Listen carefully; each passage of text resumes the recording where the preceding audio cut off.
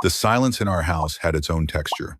It wasn't the peaceful quiet of a sanctuary, but the tense, airless silence of a waiting room, the kind where you know bad news is the only thing on the schedule. For years, I had learned to navigate it, to move through the rooms of our life together without making ripples, without disturbing the fragile surface of Lila's contentment. I had become an expert in existing within the margins. Tonight, the silence was particularly thick. I was in the kitchen, nursing a lukewarm coffee, listening to the sounds of her preparing to leave. The sharp, decisive click of a makeup compact shutting. The rustle of silk as she slipped into a dress I hadn't seen before. The soft hiss of hairspray misting the air in the hallway. Each sound was a punctuation mark in a sentence I was no longer a part of. She appeared in the doorway, a vision framed by the warm light of the living room. She was wearing a dress that shimmered like a slick of oil on water, cut low and held up by straps, no thicker than string. Her hair was down, falling in dark, glossy waves around her shoulders. She was beautiful, breathtakingly so, but it was the beauty of a stranger. She looked like a woman preparing for a conquest, not a casual night out with friends. "I'm heading out," she said, her eyes fixed on her reflection in the darkened kitchen window, adjusting an earring. She didn't look at me. She hadn't truly looked at me in months, maybe years. I held up my mug. "Have fun with the girls." The words felt hollow, a line from a script we'd long since forgotten the meaning of. She turned then, but her gaze skimmed past me, landing somewhere over my shoulder. A small, dismissive smile played on her lips, painted a startling, vibrant red. "I will. It'll be nice to be around people who know how to have fun." There it was, the familiar jab, the casual cruelty she'd become so adept at. It used to sting. Now, it just made me feel tired. I took a sip of my coffee, the bitterness, a welcome distraction. She picked up her purse from the counter, the tiny, glittering one that couldn't possibly hold more than a phone and a lipstick. As she turned to leave, she tossed one last comment over her shoulder, a piece of lint she was flicking off her perfect dress. "You know, Elias," she said, her voice light, almost conversational. "Sometimes you're more like a neighbor than a husband." "Oh, oui." The world stopped. The ticking clock on the wall, the low hum of the refrigerator, the distant sound of traffic, it all faded away. The only thing I could hear was the echo of those words, bouncing off the sterile white tiles of the kitchen. A neighbor. Not a partner, not a lover. Not the man she had promised to spend her life with. A neighbor. The guy who brings in your mail when you're on vacation and offers a polite wave from across the lawn. A fixture. Background scenery. A dry, humorless laugh escaped my lips. It was a ragged, ugly sound. "Wow," I managed, my voice rough. "A neighbor. Do I at least get to borrow my own lawnmower?" She finally looked at me then, her eyes rolling in that way that was meant to communicate how utterly exhausting I was. "Don't be so dramatic." "Dramatic?" I repeated, the word tasting like ash. "There's nothing dramatic about your wife telling you that you're essentially the guy who lives 2 doors down." She ignored me, turning to the hall mirror for one final check. The bright red lipstick was flawless. It was the kind of shade that doesn't survive a platonic night with the girls. Not unless the girls were planning on kissing her. "Big night?" I asked, leaning against the door frame, my body suddenly feeling too heavy for my bones. She smirked at her reflection, a flash of predatory confidence in her eyes. It was a look I hadn't seen directed at me in a very long time. "The biggest?" "Oh." She opened the front door, pausing for a moment on the threshold, silhouetted against the deepening twilight. She looked back, that clever little smirk still in place, and delivered the line that made my teeth grind together. "Try not to die of boredom while I'm gone." The door slammed shut, and the lock clicked into place with a definitive metallic thud. I was left alone in the stage silence, the kind a television show has before the laugh track is supposed to kick in. But there was no laugh track. There was only the ringing in my ears and the scent of her perfume, a sweet, cloying fragrance that suddenly felt like poison. A neighbor. I stood there for a long time, staring at the solid wood of the door that separated my world from hers. I could go to the couch. I could turn on Netflix and let the algorithm babysit me for the rest of the night. I could pretend I didn't care. That's what the neighbor version of me, the version she had created and I had allowed, would have done. But her perfume was still hanging in the air, a ghost of her presence. And every second I stood there, our marriage felt less like a tragedy and more like a joke I was the butt of. And I was done being the punchline. Something inside me, something dormant and heavy, finally shifted. It wasn't a sudden explosion of rage, but a slow, cold burn of realization. The neighbor doesn't just stay home and mind his own business. The neighbor watches. The neighbor notices when things are out of place. I walked to the closet and grabbed my jacket. By the time I hit the street, the cold night air, a shock to my system, the taillights of her car were already 2 blocks ahead, 2 red eyes disappearing into the darkness. I started my engine. I kept my distance. Tonight, the neighbor was going to see exactly what was happening in his neighborhood. The city slid by in a blur of smeared light and shadows. I drove on autopilot, my mind a chaotic storm of imagined scenarios, each one worse than the last. My hands were clamped around the steering wheel, my knuckles white mountains on a pale landscape. This wasn't me. The man I had become, the boring, predictable Elias, didn't do things like this. He didn't follow his wife through the darkened streets like a private detective in a cheap novel. He stayed home. He read a book. He went to bed early. But the man I was tonight was a stranger. He was fueled by a cold, simmering anger that had finally burned through the fog of years of complacency. The neighbor was off his lawn. Lila never checked her rearview mirror. Why would she? In her mind, she had left me exactly where I belonged. On the couch, remote in hand, a piece of living room furniture. The thought was so infuriating, so profoundly diminishing, that it pushed away any lingering hesitation. I followed her through a labyrinth of familiar streets that suddenly felt alien. We weren't heading toward the trendy wine bar where her friend Chloe worked, nor the quiet, upscale restaurant she and her girls usually frequented. We were driving toward the older, grittier part of downtown, an area of warehouses and industrial buildings that had been recently colonized by nightclubs, the kind with lines out the door and bass so heavy you could feel it in your teeth. She finally pulled over, expertly parallel parking her sleek sedan in a tight spot I would have circled 3 times before giving up on. The car's engine cut out, and for a moment, she just sat there. I killed my own lights 2 streets away, my heart hammering against my ribs like a trapped bird. What was she doing? Maybe she was just picking someone up. Maybe this was all a massive, paranoid overreaction. Then she got out.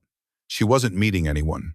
She was alone. She adjusted the thin strap of her dress, smoothed down the shimmering fabric, and strutted toward the entrance of a club called Oblivion. The name felt fitting. A pulsing neon sign above the door bathed her in an alternating wash of electric blue and lurid pink. She walked like she owned the pavement beneath her heels, a queen arriving at her court. No girlfriends, no gaggle of women taking selfies. Just her and whoever was waiting for her inside. I sat there, gripping the wheel, the cheap leather groaning under the pressure. The engine ticked as it cooled. This was the moment, the point of no return. I could turn the car around, drive home, and crawl back into the comfortable cage of my ignorance. I could live up to my new title and be the good neighbor. Quiet, irrelevant, invisible. I could pretend I hadn't seen this, and tomorrow we would go back to our carefully constructed silence. The chasm between us just a little wider, a little deeper. But the image of her walking into that club alone was burned into my mind. The confidence in her stride, the purpose in her gait, it wasn't for a girl's night. That was a performance for me. This was real. Neighbors watch. And tonight, I was done being invisible. I got out of the car, the night air feeling even colder now. The street outside Oblivion looked like a crime scene, where the only victim was self-respect. I bypassed the main entrance with its velvet rope and hulking bouncer, melting into the shadows of the adjacent alley. Years of being the man nobody paid attention to had its advantages. I slipped through a side entrance, the kind used by staff and smokers, walking with a sense of purpose that suggested I belonged there. No one gave me a second look. The moment I was inside, the sound hit me like a physical blow. It was a wall of noise, a chaotic symphony of deep, gut-thrumming bass, shrieking synths, and the collective roar of 100 conversations. The air was thick and syrupy, a cocktail of sweat, spilled liquor, perfume, and bad decisions distilled into oxygen. Strobe lights stuttered across the dance floor, freezing the writhing mass of bodies into grotesque, split-second photographs. I kept to the shadows, finding a spot near the end of the long, crowded bar. My ordinary clothes, my quiet demeanor, my palpable sense of not wanting to be there, it was the perfect camouflage. In a place where everyone was desperate to be seen, the man who wanted to be invisible was king. I scanned the crowd, my eyes adjusting to the flashing darkness, and then I saw her. She was in the dead center of the dance floor, the epicenter of the chaos. Her hair swung around her like a dark halo, her mouth curled into a laugh. A real, uninhibited laugh that I hadn't heard in years. Not for me, of course. For him, he was tall, with slick-back gelled hair that shone under the lights. His shirt was unbuttoned halfway down his chest, a cliché of manufactured swagger. He had one hand possessively on the small of her back, the other lifting her drink to his own lips, as if it were the most natural thing in the world, as if they had been sharing everything for a very long time. My stomach clenched into a tight, painful knot, but my brain was ice cold. It was working with a terrifying clarity. So, these were the girls. I didn't realize her girlfriends had stubble and chest hair. She leaned in close to him, her red lips brushing against his ear. He whispered something back, and she tilted her head back and laughed again.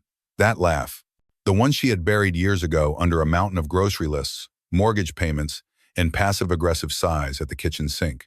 She had resurrected it for this clown, this discount Ken doll. I ordered a whiskey, the amber liquid burning a path down my throat. I watched them for another minute, a spectator at the public execution of my own marriage. I had options. I could storm the dance floor, a whirlwind of righteous fury. I could make a scene that would be retold for weeks. Or I could walk out, let her think she'd gotten away with it, and let the poison of this secret curdle into a slow, meticulous revenge. Or I could do something worse, something she would never, ever expect from her boring, predictable neighbor. My fingers tapped a restless rhythm against my glass. My heart was thundering, a frantic counterpoint to the relentless beat of the music. I felt eyes on me and looked up. A girl at the bar, a brunette with a short leather jacket and a knowing smirk, was watching me. She looked once, then again, and didn't look away. And in that moment, seeing the detached curiosity in her eyes, the plan wrote itself. If I was just the neighbor, then tonight, I would be the neighbor she wished she had never, ever underestimated. I pushed myself off the bar, leaving my half-finished whiskey behind. I didn't need the liquid courage. The ice in my veins was enough. I walked toward the girl in the leather jacket. She watched my approach, an amused eyebrow raised. "Rough night?" she asked, her voice a low, smoky drawl that cut through the club's cacophony. "You could say that," I replied, surprised at how calm and steady my own voice sounded. I nodded toward the dance floor. "Wife's out there, dancing with her friends." The girl's smirk widened. She glanced over my shoulder at the writhing mass of people, then back at me. "So you're here playing the dutiful husband, keeping an eye on her?" A short, bitter laugh escaped me. "Something like that, although apparently I'm not the husband. I'm just the neighbor." That got a genuine laugh out of her. It was loud and sharp, a crack of lightning in the storm of bass. "Wow. Harsh." "Oh, yeah," I said, my gaze hardening as I looked back at Lila, who was now pressed so closely against the guy, let's call him Caden, that you couldn't have slipped a credit card between them. "So, I figured neighbors can have a little fun too, right?" She tilted her head, her dark eyes assessing me for a long moment. I could see the gears turning. She was sizing me up, trying to figure out if I was pathetic, dangerous, or just interesting enough to break the monotony of her night. Apparently, I landed on interesting. A slow, mischievous grin spread across her face. "I'm Cleo," she said, and slipped her hand into mine. There was no hesitation. Her grip was firm, her skin cool. "Let's give your wife a show." The dance floor was a living, breathing organism of sweat and desperation. Cleo led the way, pulling me into the crush of bodies like we were sharks parting a school of fish. Every beat of the music felt like a countdown. Every flash of the strobe light brought me closer to Lila's eyes. The bass vibrated through the soles of my shoes, up my legs, and settled in my chest, a physical manifestation of the fury pounding within me. And then I saw her again, closer now. My wife. Center stage under the fractured lights. Her head was tilted back, her hair flipping in what seemed like slow motion, her hips glued to Caden's. She looked alive. Not the tired, irritable woman who talked about bills and laundry, but a vibrant, feral creature of the night, the kind of alive that had apparently skipped me entirely for the last 5 years. I leaned toward Cleo, raising my voice to be heard over the music. "See the brunette in the sparkly dress? The one grinding on the guy who forgot how to button his shirt?" Cleo's eyebrows shot up. "No kidding. That's her? That's my wife." And here I thought you were single," she said, a wicked glint in her eye. I allowed myself a smirk. "Apparently I am, at least according to her." She squeezed my hand. "Well then," she purred, Let's make it official. We didn't dance, not really. We moved. We pushed through the remaining few feet of bodies separating us from them with an undeniable sense of purpose. It was a collision course. 3 feet, 2, 1. The impact was shoulder to shoulder. Her perfume hit me first, that sickeningly sweet scent, now mingled with the smell of Caden's cheap cologne. Then her face. She was mid-laugh, turning to say something to him, and her eyes locked with mine. The universe froze. Her laugh died in her throat. Her eyes widened, her jaw falling slack. The hand that had been resting on Caden's shoulder slipped off, as if he were suddenly on fire. For a split second, she looked like a child caught with her hand in the cookie jar, pure, unadulterated shock. Elias, she hissed, the name barely audible over the bass. It sounded like a curse. What the hell are you doing here? I grinned, a wide, predatory expression that I knew she had never seen on my face before. I leaned in close, my lips almost touching her ear, and savored the words. What's wrong, honey? Neighbors aren't allowed on the dance floor? Her jaw clenched, the shock instantly replaced by a wave of incandescent rage. Don't play games with me. Oh, trust me, I murmured, tightening my grip on Cleo's waist, pulling her closer so that our bodies were flush.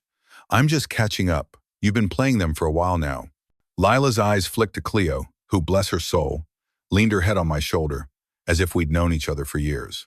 My wife's mouth tightened, that fake confident smirk she wore like armor twitching at the corners, threatening to collapse. You're embarrassing yourself, she spat, her voice low and venomous. No, I said calmly, my voice a blade of ice in the heat of the club. I'm embarrassing you. There's a big difference. Caden, her valiant partner in crime, looked like he wanted to evaporate into the smoke machine. He muttered something incoherent about getting drinks and vanished into the crowd with the speed and conviction of a coward. He was gone faster than her loyalty. My wife's hands shot out, her nails digging into my wrist like talons. You're leaving now. I leaned down, my smile never wavering, feeling a strange, exhilarating sense of power. Sure, I said, my voice light, as if this were the best night of my life. But let's be clear, if I'm just the neighbor, then I've got every right to live my own life. Don't look so shocked when I start. Her nostrils flared. Outside now. I glanced at Cleo, mouthing a silent thanks, and giving her a small nod. She understood immediately. She gave my hand a final squeeze and a wink, already turning back toward the bar, clearly satisfied that she'd been a key player in a scene worth retelling. Lila didn't wait. She dragged me through the crowd, her grip merciless. The music swelled, swallowing us as we headed for the exit. The door slammed shut behind us, cutting off the noise with brutal finality, and we were suddenly standing on the cold, quiet street. Away from the noise and the flashing lights, her mask didn't just crack, it shattered. The sudden silence of the street was more deafening than the music had been. Under the sickly orange glow of a streetlight, I could see the fury blazing in Lila's eyes. The shock and embarrassment from inside had curdled into pure, undiluted rage. You humiliated me, she snapped, her voice shaking. I calmly pulled my wrist from her grasp, rubbing the crescent-shaped marks her nails had left in my skin. I shoved my hands in my pockets, affecting a casualness I didn't entirely feel, but knew would drive her insane. No, sweetheart, you did that all on your own. I just bought a ticket to the show. She lunged for my arm again, her control completely gone. Get in the car, now. I let out a low laugh, the sound swallowed by the night. Wow, neighbor privileges come with chauffeur duty too? What a deal. Shut up, she seethed, her heels stabbing at the pavement as she stormed toward her car. You've already made a big enough scene. Oh, I made a scene? I said, following just far enough behind to make her turn her head. The calm was still there, a shield of ice around me. That's cute. Tell me, was it me grinding on some stranger in the middle of the floor? Or was that another one of your girlfriends with a 5 o'clock shadow? She whirled on me, her face a mask of fury. Don't you dare twist this. I spread my hands in a gesture of mock innocence. Twist what? You left the house saying it was a girls' night. I didn't realize one of your girlfriends came with a bottle of cheap cologne and a desperate need to unbutton his shirt. For a second, I thought she would slap me. I could see the impulse travel through her, her arm tensing. But she restrained herself, perhaps realizing how it would look on a public street. Instead, she spun on her heel and wrenched open the car door. The drive home was a weaponized silence. The only sounds were the rhythmic tick of the blinker and the faint hiss of tires on wet asphalt. Her knuckles were white on the steering wheel. My own hands rested calmly on my knees. I refused to give her the satisfaction of seeing me clench a fist. I watched the city lights paint fleeting patterns on the windshield, feeling a strange sense of detachment, as if I were watching a movie about someone else's life imploding. She broke first, of course. Control was everything to her, and she had lost it completely. "You humiliated me," she repeated, her voice tight with unshed tears of rage. I smiled at the windshield. "Correction. You humiliated yourself. I just happened to be in the front row." Her head snapped toward me, her eyes wide with disbelief. "You think this is funny?" "Not funny," I said, my voice even and cold. "Tragic. Pathetic. Predictable. But funny? Not even close." I could hear her teeth grinding. "You had no right." "There it is," I cut her off, turning to face her fully for the first time. The famous line, "I had no right." You had every right to lie to my face, to sneak out, to dance all over some discount Caden in the middle of a club. But me? I had no right to exist outside the little box you shoved me in. Neighbor rights only, huh? Is it? Her breath came out in a sharp, ragged gasp. "You don't understand." "Oh, I understand just fine," I said, my smile becoming razor thin. "You don't respect me. You don't desire me. And tonight you proved you don't even want me around. You wanted a husband who would sit quietly on the couch while you went out to play single in your sparkly dress. And when he dared to stand up for himself, suddenly he's the bad guy." She slammed on the brakes as we screeched into our driveway, the tires protesting loudly. The car jolted to a stop. "Get out," she ordered. I leaned back in my seat, the picture of calm. Ladies first. We walked into the house, and the door slammed behind us like a gunshot. The space, which had felt empty and large when I left, now felt claustrophobic. The walls seemed to be closing in with every breath. She spun on me the moment we were inside. "You embarrassed me in front of everyone? Do you even realize how you made me look?" I took my time, setting my jacket on the back of a chair with deliberate slowness. "Oh, I realize," I said, my voice dangerously quiet. "You look like a wife who lied about where she was going. You look like a woman who was cheating on her husband. I just happened to be the mirror you didn't want to look into." Her voice rose, cracking under the strain. "You are not going to turn this on me." I stepped closer, my eyes locked on hers, closing the distance between us until she had to tilt her head back to look at me. "I don't need to turn it. It was always on you." Her hands balled into fists at her sides. "You ruined everything." A sharp, humorless bark of a laugh escaped me. "No, sweetheart. You ruined it the moment you decided your husband was just a neighbor. Tonight was just the confirmation." I turned my back on her, walked down the hall to her bedroom. I now thought and pulled a duffel bag from the top of the closet. The sound of the zipper was unnaturally loud in the tense silence. Her voice followed me, shrill and laced with a new, unfamiliar note. Panic. "What are you doing?" "Packing," I said flatly, pulling shirts from the drawer and tossing them into the bag without bothering to fold them. "Congratulations. You finally get to live without the neighbor taking up space." She stormed into the room, blocking the doorway, as if her small frame could physically stop me. "You can't just leave. Watch me." Her eyes widened, desperation finally leaking through the cracks in her anger. "You don't mean this." Oh, I do," I said, tossing in a handful of socks. "And don't worry, I'll even take out the trash on my way out. Wouldn't want to upset the neighbors." Her face crumpled, a bizarre mask of rage and fear. "You're not allowed to just walk away from me." I zipped the bag shut with a decisive tug. I slung it over my shoulder and met her gaze head-on, my own expression unreadable, unbreakable. "Funny," I said, my voice low and final.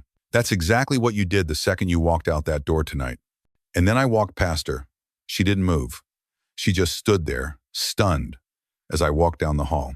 Her voice chased me, high and breaking now, the sound of a queen whose kingdom was crumbling around her. "You don't get to leave me. Do you hear me, Elias? You don't get to leave." The front door slammed behind me anyway, a perfect, symmetrical echo of her own exit just a few hours earlier. But this time, it wasn't an insult. It was a declaration of independence. The first night away was spent in a cheap motel off the highway, the kind with questionable carpets and a lamp that buzzed with a sound like a dying insect. The quiet was absolute. Too quiet. There was no scent of Lila's perfume poisoning the air, no sharp stab of her heels on the hardwood floors, no sighs heavy enough to crush her room. Just me, the buzzing lamp, and the steady, dawning realization that I had finally stopped being a piece of her furniture. I thought I'd lie awake all night, eaten alive by doubt and regret. Instead, I slept better than I had in years. By morning, my phone was a war zone. Missed calls, voicemails, a cascade of text messages stacked one after another. Where are you? We need to talk. You can't just disappear like this. Answer me. I scrolled through them, half amused, half disgusted. The immediate lack of an apology was telling. Her concern wasn't for our marriage. It was for her loss of control. By noon, the tone had shifted from demanding to manipulative. Okay, fine. I overreacted. Come home. We'll figure this out. It didn't mean anything. You're blowing this way out of proportion. Don't throw everything away over one stupid night. I almost laughed out loud. One stupid night? Try 100 small betrayals. 1,000 tiny cuts of disrespect that had led up to this grand finale.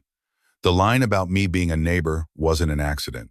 It was the truth, leaking out from the cracks in her carefully constructed facade. That evening, sitting on the edge of the lumpy motel bed, I typed exactly 6 words back to her. Already filed the divorce papers today. Silence for 10 minutes. Then my screen lit up like a Christmas tree. You can't be serious. Elias, don't do this. You're not thinking straight. You are going to regret this. I put the phone on silent, turned on the television, and let her words bounce off the walls like frantic flies trapped against glass. They couldn't touch me anymore. Day 2, the anger arrived in full force. You're pathetic, running away like a child. You'll never find anyone better than me. Enjoy your little motel, loser. I smiled. Sarcasm makes a poor lifeline when you're drowning. Day 3, desperation set in. Her voice on the voicemails cracked. I could hear the tears, but they didn't sound like tears of remorse. They sounded like tears of frustration. Please, please don't do this. I messed up. I know I did. But you can't just throw us away. A shaky breath. Don't leave me. I can't handle this alone. The irony burned sweet on my tongue. Can't handle it alone? I muttered to the empty room. Should have thought of that before you treated me like a stranger in my own house. By the end of the week, she found me. I'd moved my things temporarily into my friend Mark's spare apartment. She showed up and pounded on the door like she was the police, her fists hammering against the wood. When I finally opened it, she stood there, a mess of smeared mascara and raw panic. "You're not doing this," she yelled, trying to push past me into the apartment. I stood my ground, leaning casually on the doorframe. Doing what, Lila? Respecting myself? Finally listening to what you really think of me? The fight went out of her, replaced by a trembling lip. I didn't mean it like that. No. I cut her off, my voice sharp and final. You meant it exactly like that, and guess what? You were right. I was your neighbor. But now I'm moving out of the neighborhood completely. I closed the door in her face. The final act of her desperate play came a week later.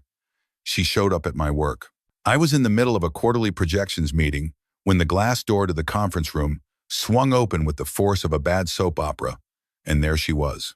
My soon-to-be ex-wife, dressed for the role of woman scorned. "There you are," she cried, her voice pitched for maximum drama, cutting through the monotonous drone of spreadsheets.